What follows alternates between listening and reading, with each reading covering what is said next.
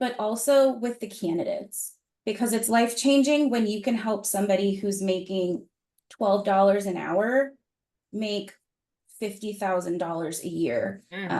Being able to help somebody get into a position where they're transitioning to a space where they're not going to necessarily be paycheck to paycheck. It's extremely rewarding. Welcome to Lovely Esteem. I'm Lovely, the auntie you always wanted, the sister girlfriend you didn't know you needed, honey. You got to have self-love to have self-esteem. And here we know that God don't make no junk. So we're going to sit down, talk about it, and see how we can fix it, baby. Let's do it.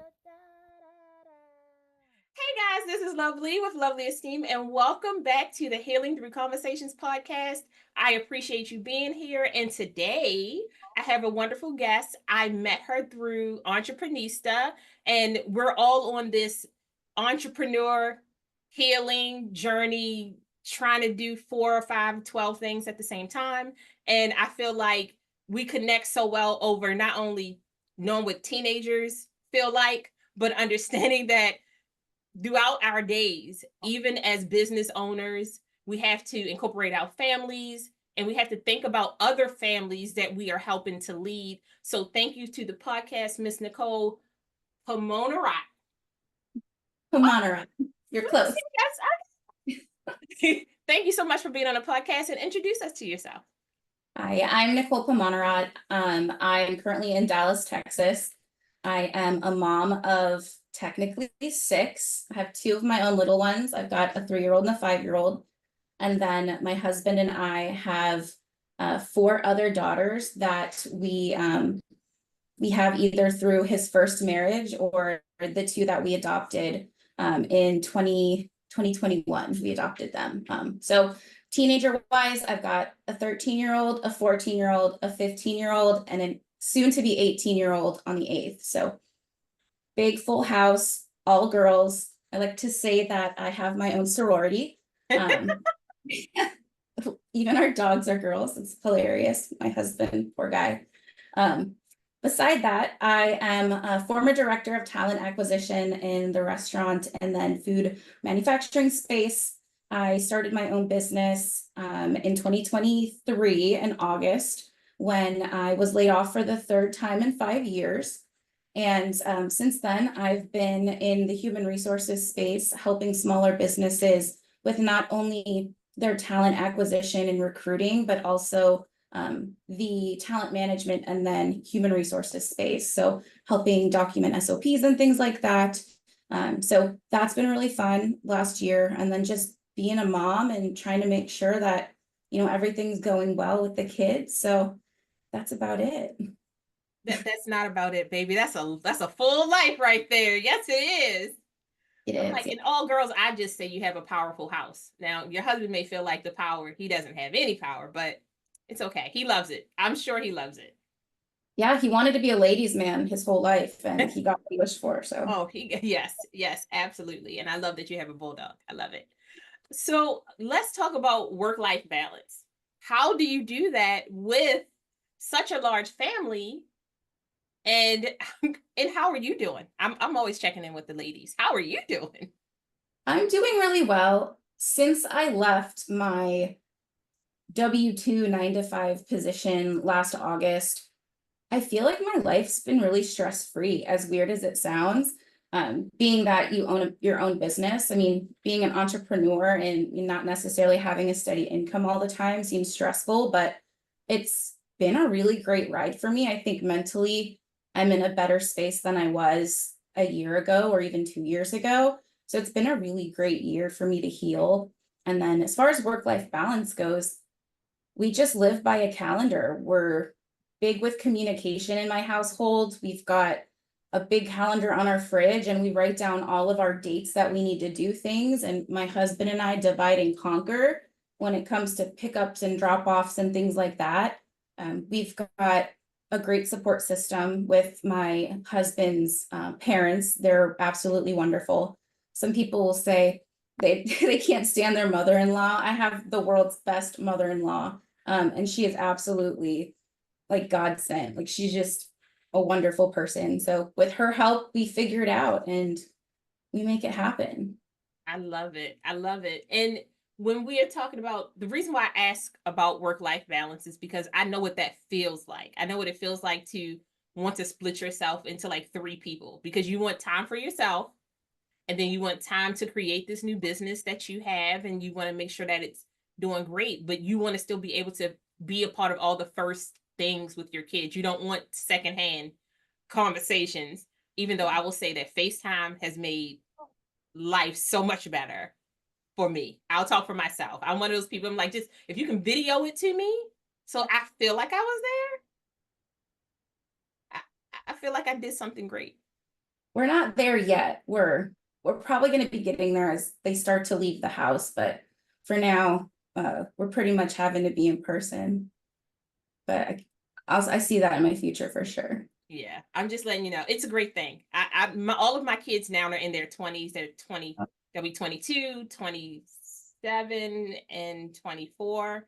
And I'm obsessed with them, like totally in love with them. I would still bite them on their arm if they let me, but I know that's kind of weird as a mom. So that's just crazy. Anyway, so how do you work on prioritizing self-care for yourself through all of this? So one thing that I do is I make sure that I find joy in little things. So like for me, I love getting up and having a quiet cup of coffee. So I wake up, make sure at least got 15 minutes where I can sit down with a cup of coffee on my couch, as the sun comes up, and I just enjoy that time. And then when it comes to other things, I schedule it into my calendar. Like I make sure that I have the foresight to see, I want to do this. I want to get a pedicure or a manicure this day. So I'll schedule it and make sure that all of our activities can work around it. But I've learned over the course of the last few years that when you don't allow yourself to be scheduled, you kind of just don't ever have it happen. So making sure that you're building everyone else's, things to do around that, it's necessary. You can't pour from an empty cup. So you've got to be able to do things for yourself if you're going to be constantly doing things for other people. I love that. And I love it because I know what it takes to not only be in the HR space, even for your own business, right? Like learning how to not only pour into yourself and make sure that you aren't, because as an entrepreneur, we could work every day, all day. Like we could figure out how to fill a space, but prioritizing your needs to make sure that you're the best version of yourself when you bring yourself to your clients is also huge in the entrepreneur space. Yeah, definitely. But you just got to make sure that you schedule it and allow yourself to do it. Sometimes it's really easy to put your kids first because that's always your natural inclination. But, your kid not running to the store to get something that day that's not necessary, that's not more important than your manicure or your pedicure or, you taking time to go out and get a coffee with a friend or whatever. You've got to make sure that you're prioritizing your own things you need. I love that. I love it. Filling up your own cup first before, because if they have a happy mom, they're going to have a happy life. I know that firsthand. Very true. So let's transition to your business, because I really want you to talk about your business. I want you to give us the light about your business, the things that you do, what you love, what the hardest parts, the challenging parts of starting a business, and the successes that you've seen so far. Yeah, so when I was a director of talent acquisition, I had the wonderful opportunity to work in the restaurant, manage like the restaurant space.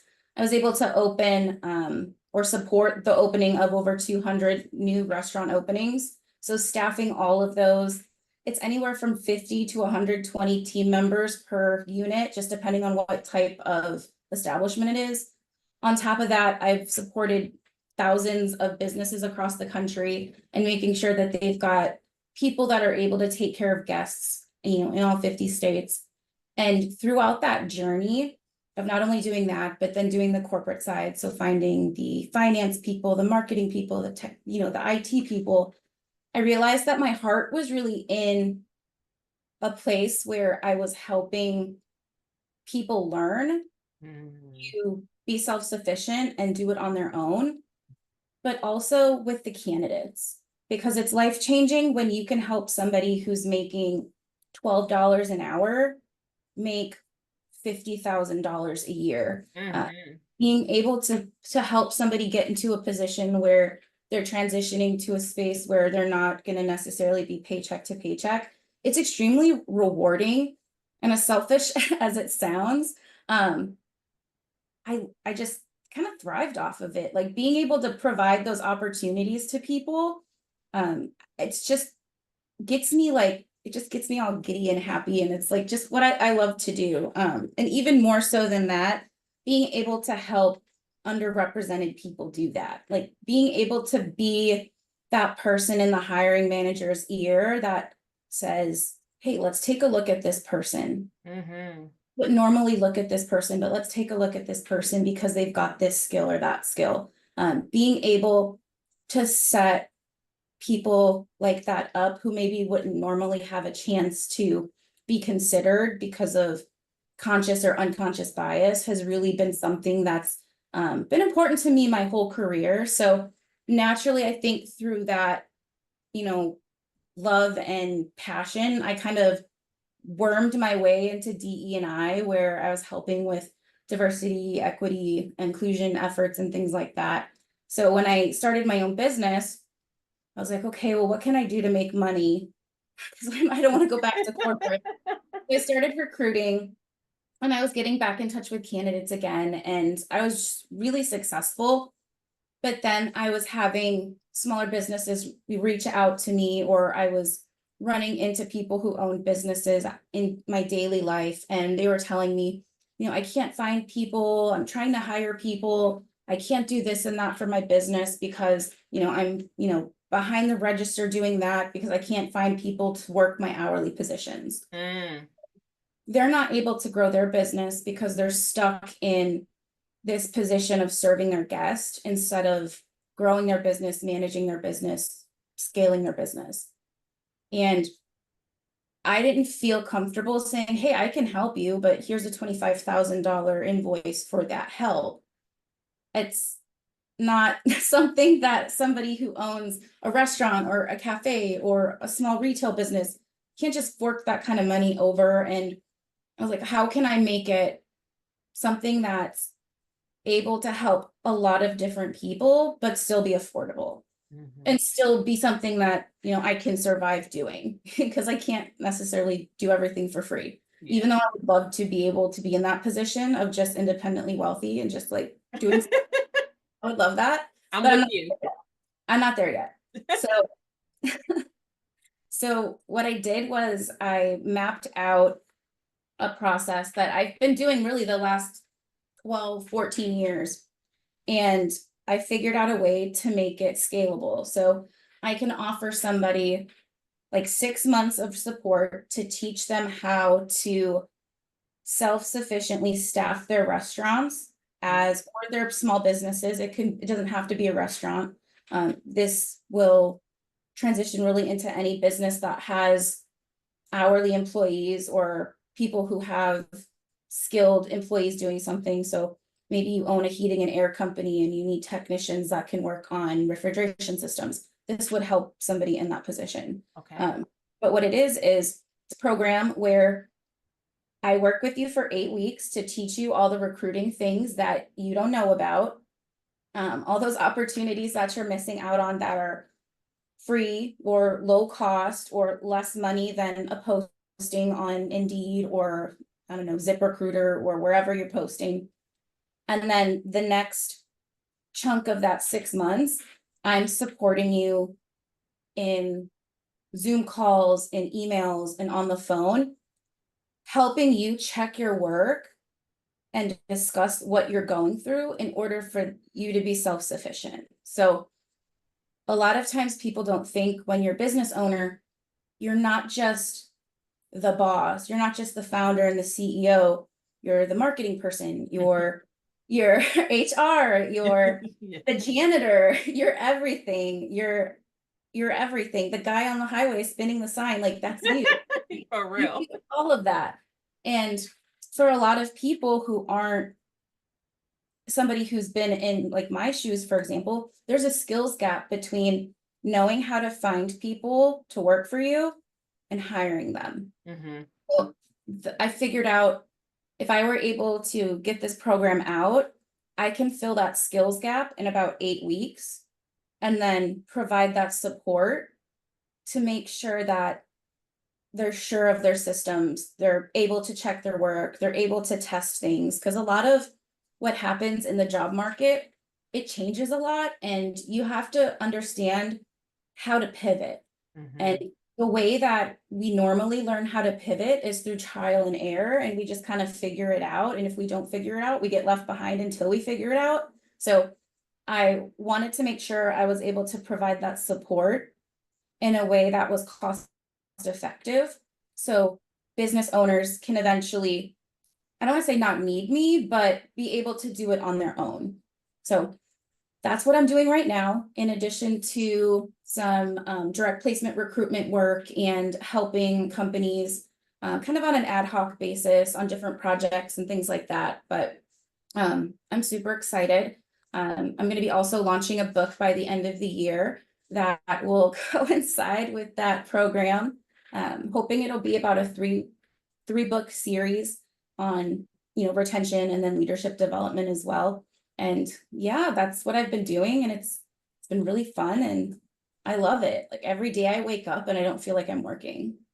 I love it. And I love your excitement because I always tell people you have some people who are like super excited. They look like the Tasmanian devil. They like running around and they like doing it. And then you have like that quiet excitement where you're just like, listen, I'm excited, but if I tell you how excited I am, you're not going to recognize me. Like I'm just going to start screaming and dancing on the floor. That's the kind of person that I am. Like if you just talk to me, I'm like, but really on the inside, I'm like SpongeBob. It's just running around. It's just crazy. But you have to feel like that. You have to be in love with what you're doing because you have to be in, you I always say you have to love something enough to let it fail. Because I'm sure there was lots of trial and error when it came to starting a business, understanding what you want to offer, really kind of niching down to your target audience. And like you said, not presenting a $25,000 bill, but also understanding I have all of this value, all of this knowledge that I can't just give out for free, but we can work it out so that I'm still able to give you what I feel like is going to really help you out, but I'm be able to be compensated for that.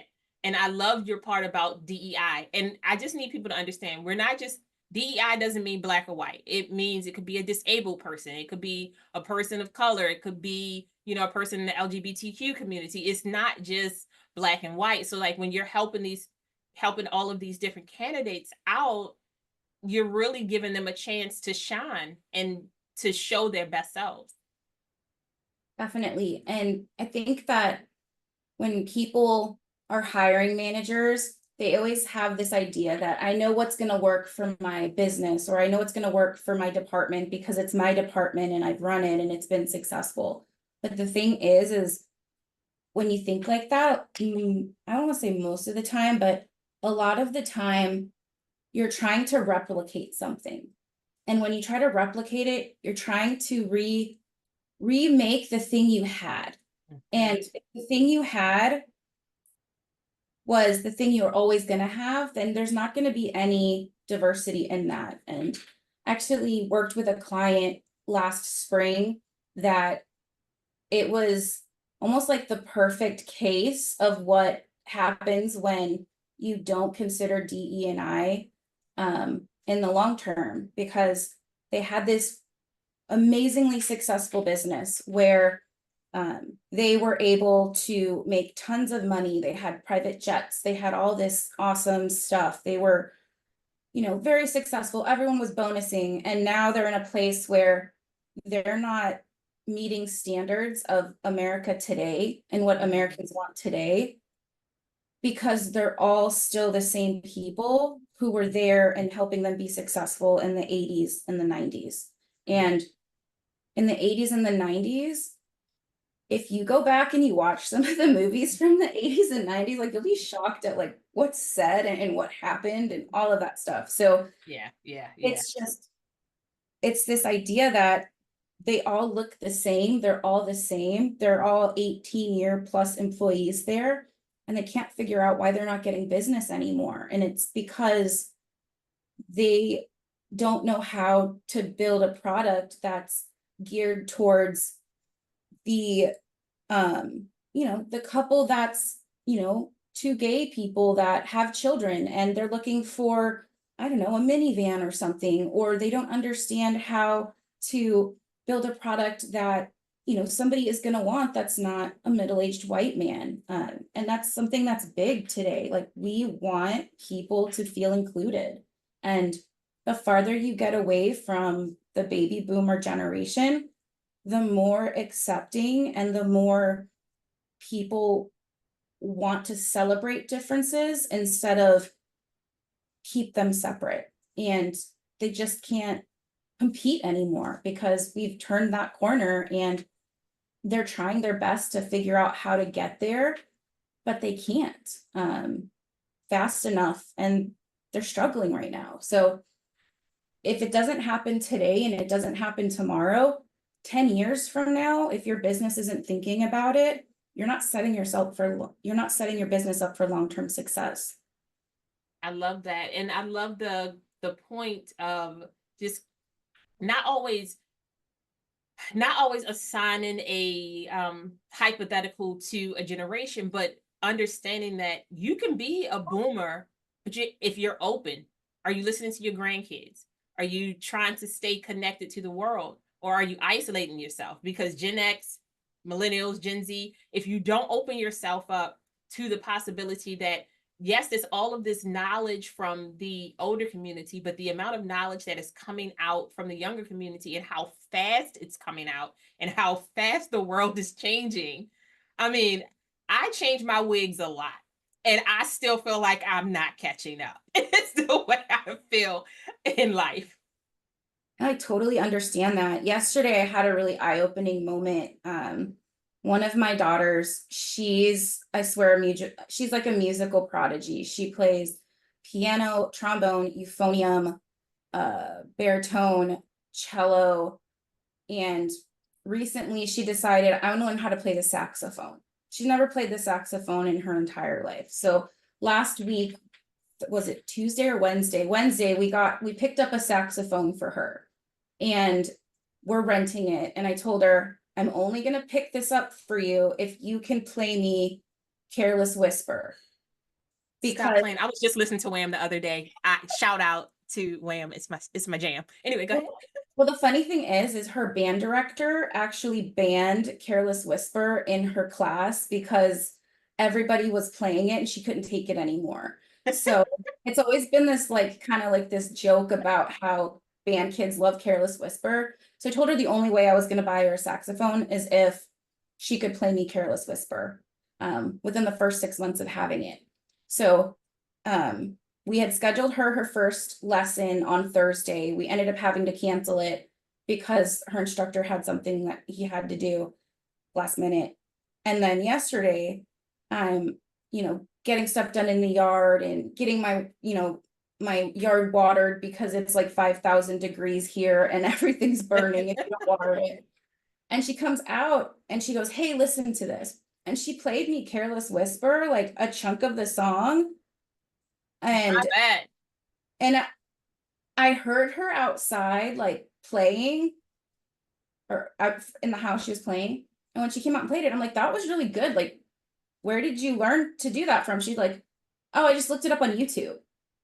So she played it on her phone and just by looking on YouTube, and she taught herself in like 10 minutes how to play Careless Whisper on her saxophone. And she's never played a saxophone before Tuesday or Wednesday when we got it last week. And it shocked me because, first of all, that's amazing. And I'm not musically talented at all. So kudos to her that she got that from somewhere.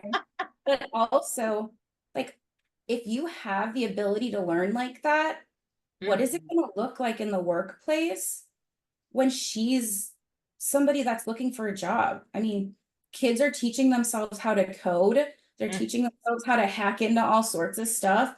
Kids are really smart now. I mean, my 3-year-old knows how to go on an iPad and navigate to all these different apps, and she understands what iTunes is and Apple Pay and all these things, and she's 3 years old. Like, what is that going to look like when she's 25? And Mm-hmm. how much is a college education really going to matter at that point when there's so much opportunity to absorb so much knowledge from all different places? So it's just mind-boggling to me that, you know, generations that are coming up, they're just such quick learners. Like, they are just taking in all this knowledge 24/7, and it's insane. Like, you think that they've just got their headphones in the back of the car and they're just like ignoring the world, but they're learning something, whether it's on TikTok or it's on YouTube or it's whatever, wherever they're consuming this data, like, they're learning when they're doing that. And it's like these micro bits of information that they're putting the world together and piecing it together, like in those little micro doses of whatever they're doing when you think they're like just kind of ignoring the world. I love that. And I wish that more people thought like that, because honestly, I think to myself, I graduated in 94. And 94 docs really started. Okay, it was the blue screen, people, blue screen, white letters, the end. Mhm. The end. And you had to teach yourself, just push each button until you figured out what happened. And you had to build your own websites, and you had to build, like, you had to create codes for your colors. And I could do all those things. If you asked me to just start right now at 48, my brain would be like, we don't want to do that. But I could probably, like, I could sing Careless Whisper like in my sleep, because I know that it was ingrained in me. But when we're talking about like this the amount of knowledge that kids have, it's also because people like you and myself and other people, we're online trying to give them as much of what we didn't have, because some of the things that they're learning are just, it's information that we didn't have, and we want them to understand this is how you balance a checkbook, this is how you handle your finances, this is how you talk to each other, this is what kindness looks like. Because sometimes that's what you need, the empathy and to be sympathetic to the people around you, because then you'll talk to each other and you learn so much more from each other that way. Yeah. And the best part about it is they're doing that alongside other kids, and they're all from different walks of life and they all look different. And Mm-hmm.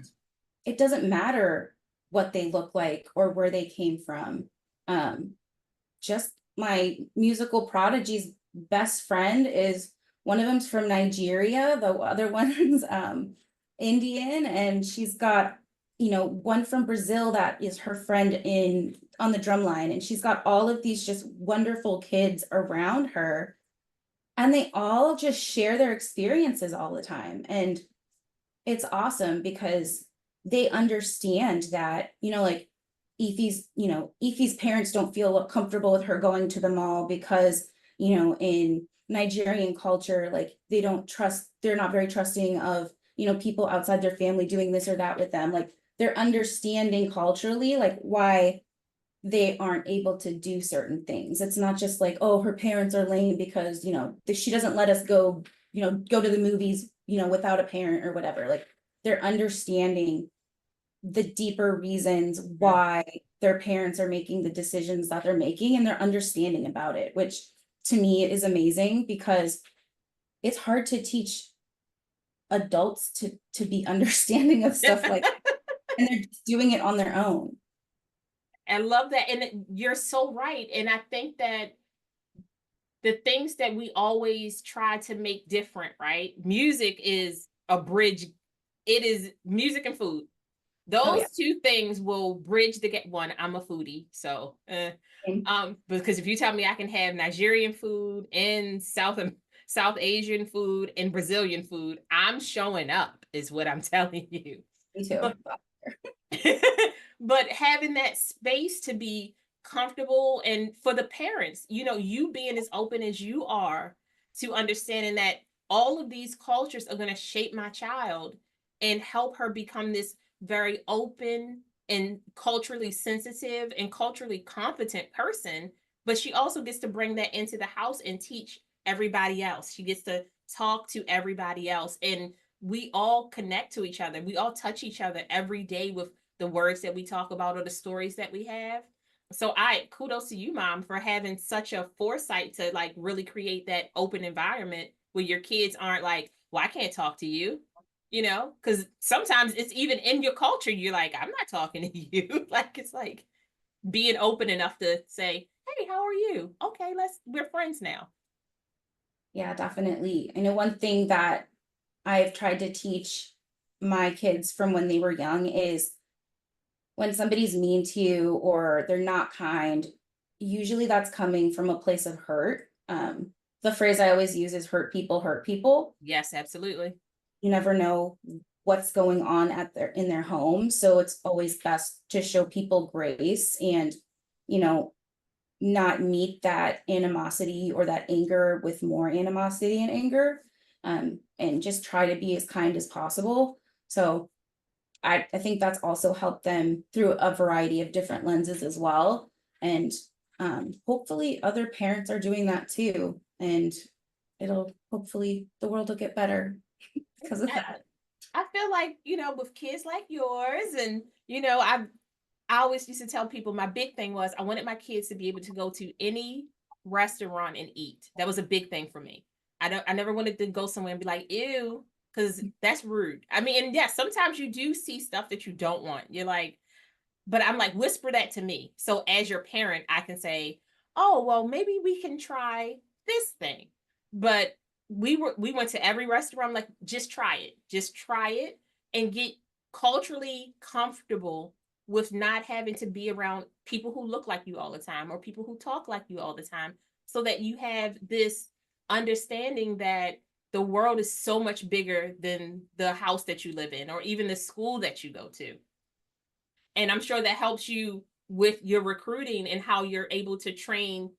Or do you still help train the or I'm sorry, do you still help train any kind of candidates that go into the small businesses that you help?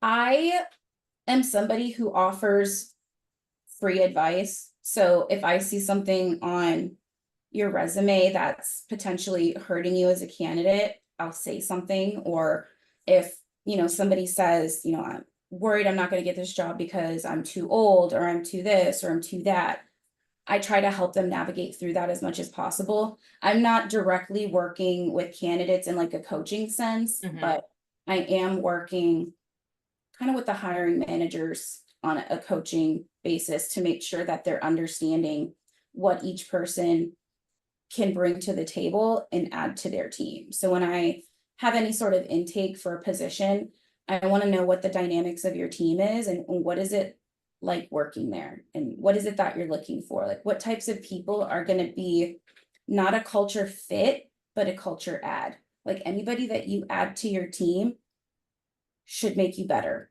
and should make you more agile, better able to adapt to other things. So you don't want to always have what you've always had because you're going to get left behind. You want to be able to add to it. So what does that person look like? And then when I meet a candidate, I say, this is how this person is going to fill this, in this space. Mm. And then I say, you might be lacking in this area. And then these are things that are coachable. These are things that are trainable. These are things that they are motivated enough and willing enough to learn that they're going to pick up, pretty easily. And I talk through those things with them, just depending on what type of candidate it is or who it is and what their skill set is. I love that. And I love, wait a minute, I lost it and I said, oh my goodness, she just gave me the title of the podcast. I'm gonna have to change it. But because I love You huh? lit up. I said, not a culture fit, a culture add. Yes. Because I think that honestly, that's something that you can apply to every part of your life, Yeah. every single part of your life. And we don't always think of it that way because everybody is always looking at the cup as half empty instead of it looking at it as half full, which means that you are adding growth, adding connection and you're adding more skill set. And I don't think, and I want to apologize in general, because when I think DEI, I always make the assumption that we're going to always include ageism, but we don't, because I do know that we age people out of positions all the time with the assumption that their knowledge is no longer needed. And I'm like, it depends on the person, because some people, they love connecting, they love growing, they love utilizing this skill set, but knowing that they have to adjust to what's happening, like you said, in the present versus what used to happen back in their day. Definitely.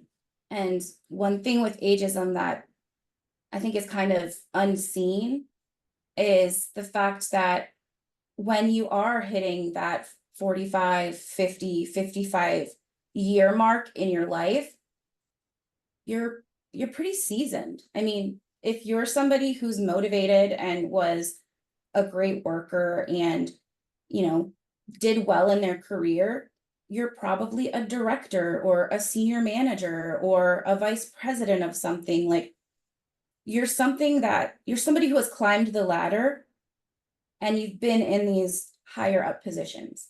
And then when you're laid off or you're let go, or whatever happens where you part ways with this company, when you go out to look for another VP role or director role or senior manager role or chief something role, the higher you get up the ladder, the less places and spaces there are to fill. Mm-hmm.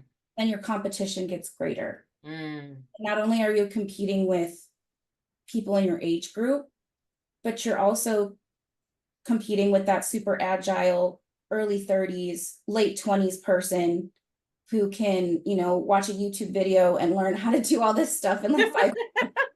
You're also competing against that person too. Yeah. And it doesn't mean that one person's better than the other. It's just who's going to fit that team best and get them where they're going, or get them, like, what knowledge do you need in that specific area to get to wherever you're going. And that's what makes it harder, I believe, for people who are older. Also, the idea that you're X amount of years away from retirement also doesn't help either. We just assume everybody's going to go retire, Yeah. and not everybody's going to want to retire. Like, I don't ever foresee myself honestly stopping working in some capacity. Just because I don't know what I do with my life all day, honestly, but not everybody has these grand plans to retire. And I think that kind of sometimes when you stop working, you give yourself a chance to get old. So Fast. And you do, yeah. my mom will be 67 this year. And she said, I can't retire. I still have a lot of years left. I still have things I want to say. I'm like, I hear you, Mom, but why are you fighting with me? I didn't tell you to retire. I said, you don't have to retire. I said, I really wish that the world was a little more open to understanding that people who are retiring now are wonderful coaches and mentors. They can come into your business as on a contractual basis and really still help you get to the place that you need to be, and sometimes incorporate some of that knowledge into your business. But they don't have to be full-time. And we don't look at it that way anymore. We're just like, you full-time or no time. I'm like, okay, you're gonna lose out. Yeah, I'll tell you a funny story about hiring somebody who was older. I was in operations at one point, and I was managing a restaurant, and this guy came in, and he was like in his upper 70s, and he wanted to work. He had a full career. He had retired, and he had said, like, I'm sick of staying home with my wife. Like, my wife's got all these things that she does every day, and she has this routine, and like, I'm messing with her routine, and we're fighting more, and I'm bored. I don't know what to do. He's like, so I just want to get a job and do something. So I ended up hiring him. He had zero like restaurant experience, like, at all. He was like some kind of finance person. He's like, I don't want any responsibility. I just want to come in every day, like, do a job where I'm doing things with my hands and moving my body, and I want to go home. And I had him in my dining room during our peak times, and he just would take trays out of food to the guests and help bus tables and check on everybody to make sure they were, doing great, getting them refills on drinks and things like that. And he was like the most popular person, like in this restaurant. Like if he had a day off, like people were like, where's Beto? Like, where did he go? When is he coming back? Is he okay? He was like this celebrity, like in my store because everybody loved him. Like they just lit up when they saw him and he remembered their names. Like he would bring an umbrella with him when it was raining so he could help people walk to their cars. Like he was just this wonderful person. And it would have been really easy to say, oh, he's like almost 80 years old. Like, he's not going to be here long enough, or like, he's going to not be a quick learner. Like I could have given a bunch of reasons why I shouldn't have hired him, but it turned out for me to be a really excellent add to my business because at the end of the day, like you've got a lot of places to go when you choose where to eat for lunch. And would you rather see somebody like him just happy to see you and light up, or do you want to walk into some place where it's like you're just a number, you're just here, let me sit you at your table? Those skill sets, they're there, and Yeah. it's something you can find in somebody who's an older person. Yes. And Easily. think about how humbling that is for somebody to go for the highest of highs, whatever that is, right? And then welcome to you and go, hey, just if you could just, I can just stand at the door and greet people. Like, hey, like it doesn't have to be a lot. It's just give me something to do so that I stay married because I like her. And so that she doesn't kick me out because she's gonna kick me out too, you know? Yeah, he used to say that it was his date money. He would like take his wife on the date. He'd like walk up to Trader Joe's on like Friday and pick up some flowers before he went home. It was like the cutest thing ever. He needs to give out details. We needed him to really like, he needs to have a TikTok. That's what he needs to give out. Yeah, yeah, I, I love it. I love it. I get stuck on people. One of the big things that I discovered, like what I always say, you ever got a superpower? And my superpower is the ability to see the humanness in a person. Like, and it wasn't always there because I think in my 20s, I had 3 kids by 26. I was just trying to make sure that my shoes were on the same color shoes because I have gotten on the bus with 2 different color shoes on before. I did that too once. Not on the bus. I got in my car with a pair of house slippers on in a like business suit. I'm like, what am I doing? And I'm like, and if my underwear are on, they could be inside out, but on. Are they on? Because that was a lot of children under that one age. But what having those kids and then working in the legal field for so long and then working in the mental health field, it lets you know that you need to think outside of yourself. There's so many things happening in people's lives that we don't see because most people don't show up as their genuine self to their job because they're trying to present this personality, these characteristics that fit this job position. Can I do these things? And we miss the humanness in a person. And I think that when you get to see a person like the gentleman that you just referenced, it lets you know that there's this human side to life that you can't monetize. There's no value that you can really put to that particular kind of energy that he gave off. Because if clients are like, oh, so he works on Tuesday and Thursday, we'll be back, to add more food to your roster on Tuesdays and Thursdays. Oh yeah. And we had to let everyone know, like, he's on vacation this week. Sorry. Hey, when is he gonna be back? Yeah, they loved him. I love it. I love it. So tell us a little bit more about your business, where they can find you, and any offers that you have right now, things like that. Yeah, so I have a website, wethrivecollective.com. Also on LinkedIn, you can find me or my business. My company is called We Thrive HR. So you'll be able to link my LinkedIn account. That'll have all of my information. I'll also give you my link tree as well. But yeah, as far as specials go, like I said before, with that 6-month program, I'm launching it pretty much right now. And if anybody's interested, I'm offering 20% off on the first 50 people who take it. So as of right now, you still have a chance to get that 50% off. And yeah, I'd love to help anybody that would like help staffing and retaining their top talent or finding top talent. I love that. And I will make sure that all of this information is listed in the description, any codes or anything that you need to put into the website so that she knows exactly, Nicole knows exactly what you're here for. But I promise you that when you talk to someone who's an expertise in their niche, what you get is this homegrown plan. And I think that sometimes we think that we need to have, an Oprah, we need to have we need to have these people who are at the top of their game unobtainable, but in your local community, you have all of these people who have such great ideas, great plans, ways that they can help you out, and motivation, because you would not stay in a business for this long if you didn't love it. Like, that's all of us are trying to hop out of a business we don't love. That's most people are like, I don't want to do that anymore. But just seeing you continue to give back, because I think, like you said earlier today, taking a person from making $12 an hour to $50,000 a year, you changed the trajectory of a person's life. And having somebody see you past your color, past your religion, past your appearance, and say, hey, but look at these skill sets that they have. It matches your business so well.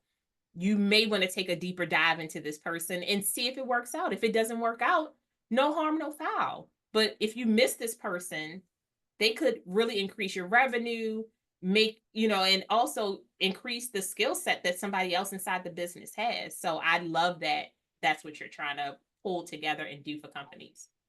Thank you. Yeah, definitely hit it on the nail on the head there. The more diverse your team is, the better they're able to serve the people that you want as your customers, your guests, your clients. Look at us. I'm so proud of people who you stepped out. She said 2023. I said, oh, you new to the business sector, but I don't feel like you're new to the business sector. Like, yes, you created your business in 2023, but I can guarantee you that back in 2013, it was your business anyway. You just didn't know that's what you were walking into. Yeah, I think that I never really thought that being my own business owner was something that I'd be interested in until I realized I don't want to work for anyone else anymore. It just got to a point in 2013 or 2023 where I was interviewing with companies and I was basically interviewing my boss, and I was like, I don't want to do this. I don't want to do that. Like, I don't want to do it. I mean, it's been I've just had some personal things too. Like, for example, my daughter, she's starting kindergarten on Thursday this week. And it was a big deal for me that I wanted to be able to be there and pick her up on her first day and, hear about all the things she did that day. And the job that I was in, it wasn't going to be possible. And it wasn't because, I needed to be a stay-at-home mom. It was because the position wasn't offering the flexibility that I needed in order to make that happen. So when companies weren't offering it, I just decided I'm going to have to make it for myself. And I did. And you did. And Yeah. she did, people. I'm telling you, I adore women empowering themselves, making big moves, and stepping out on fear, because these things don't happen without like nights of sweating and trying to figure out like, how are we going to make this work for our family, making sure that you not only make money, but that you're making a change, and your daughter seeing you become a business owner. It's going to be life changing for your family, because they're like, mom's a boss. And now they're like, I'm going to be a boss too, because I don't have a choice. Like, nobody's going to tell me what to do. Oh, you got a house full of nobody's going to tell me what to do. I do. And I think that one thing that I think one thing that's not seen with women a lot is the fact that we don't know how to fail. I don't know any female with children who have ever just not made sure they had a roof over their head or food to eat. Like, we don't know when to stop or quit when it comes to taking care of the people that we love and doing the things that we're passionate about. And not everybody can say that. So when you have something like that, that's powerful behind your business or your product, if you know how to harness that, like that's a game changer for you. Even if you're not your own business owner, like if you know how to harness that passion in a business that somebody's working for, like that's a game changer. And you underestimate women sometimes. People do. And don't underestimate us, No, because we're going to do what we want to do. And exactly. sometimes it's going to be nice and sometimes it's not. But we're going to do what we want to do anyway. And you're going to follow along, because it's just that it's becoming that kind of world where I've been having a conversation with different ladies, and I was saying to one lady, I said, you think about it, in the 1970s, women were just allowed to have a bank account on their own with their own name. I was Yeah. born in 1976, right? So it's not that far. Like sometimes we got to look at history. It's not that far behind us. And we have to create this a better world for the children that we want to be our leaders, because we're going to be retiring. When I am going to retire, but I want to retire and live on different islands. Yeah. That's my thing. Like I can work, Oh yeah. but on an island would be preferable. As long as you got Wi-Fi, I mean, you can work anywhere. And I will, if somebody wants to take me up on that. Not right now, not right now. But Nicole, I thank you so much for being on the podcast. I really appreciate your constructive feedback, and I love that you are looking into diversity in such a broad way, because I think that we need to see more people fighting for diversity than we need people fighting against it. We just need to understand that diversity isn't taken away from anybody, it's adding to so much more. Definitely. Well, thank you so much for having me. It was great having this conversation with you. I really enjoyed it. Thank you so much, and we'll talk soon. Yes, absolutely. Thanks. Guys, did you enjoy the podcast? I did. I love talking to people who think outside of the box. I love that Nicole is not only thinking about what's happening present, but thinking about the future business owners, thinking about what it looks like to have diversity inside of your business, thinking about what it looks like to have diversity inside of your leadership, but also rooting for like the underdog, because I feel like we don't always get to see spaces where the underdog may get a second day. A lot of the times nowadays, people feel like your resume goes through AI, and it may. But Nicole she cutting out the middleman. She's like, hey, you may want to consider this. This thing works good. Or she's talking to a business owner and saying, I'm looking at your business. I'm seeing what you need. Let me see how we can take what you need and what you want and make those things work together. And we don't always get to see that. So I really hope that her business continues to take off. I'm going to make sure that I include all of the codes and informations and links so that any business owners can go to her business and thrive, right? I thank you so much for being a part of this podcast. Thank you for coming back. Please like, subscribe, follow, send the bird with the message. I will read it because it's what I do. You can follow us at lovelyesteem.com on all platforms. And remember, I want you guys to learn how to articulate your feelings, wants, needs, and desires so that you can better advocate for yourself and the people that you love. You're changing the world. One, no, we're not going to do that at a time. Or one, yes, we're going to do that at a time. Or one, hell yeah, at a time. Be good to yourself. Thank you so much for joining us. We hope you found some healing, connection, and joy. Until next time, bye, loves.